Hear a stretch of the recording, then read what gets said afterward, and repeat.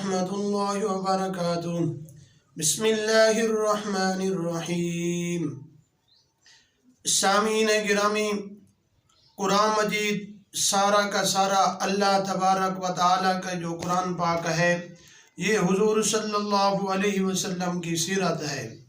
سامعین گرامی، قاری محمد طیب صاحب رحمۃ اللہ علیہ نقل کرتے تھے کہ قرآن مجید کی 6666 آیاتیں ہیں، اور اللہ تبارک و تعالی نے حضور صلی اللہ علیہ وسلم کی جو صفات بیان کی ہیں وہ بھی 6666 صفات ہیں۔ سامعین گرامی، اللہ تبارک و تعالی نے جہاں قرآن مجید کے اندر اپنی ذات اور صفات کا تذکرہ کیا، وہاں حضور صلی اللہ علیہ وسلم کے عقائد کو بھی بیان کیا۔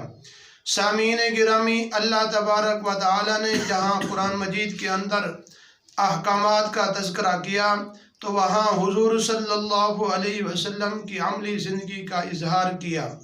سامعین گرامی، اللہ تبارک و تعالی نے جہاں قرآن مجید کے اندر جہنم کا تذکرہ کیا، وہاں حضور صلی اللہ علیہ وسلم کی رضا اور خوشی کا بھی اظہار کیا۔ اللہ تبارک و تعالی نے جہاں قرآن مجید کے اندر جہاں جہنم کا تذکرہ کیا تو وہاں حضور صلی اللہ علیہ وسلم کے غصے اور غم کا اظہار کیا۔ تو قرآن مجید کے اندر اللہ تبارک و تعالی نے جہاں پر اپنا تعلق مع اللہ کا تذکرہ کیا تو وہاں حضور صلی اللہ علیہ وسلم کی خلوت کا بھی زندگی کا تذکرہ کیا۔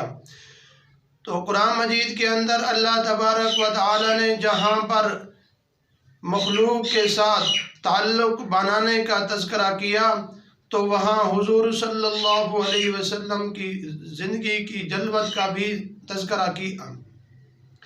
سامعین گرامی، گویا اگر پیغمبر صلی اللہ علیہ وسلم کی ساری صفات سارا قرآن مجید ہی ہے، الحمد سے لے کر والناس تک یہ سارا کا سارا حضور صلی اللہ علیہ وسلم کی سیرت ہے۔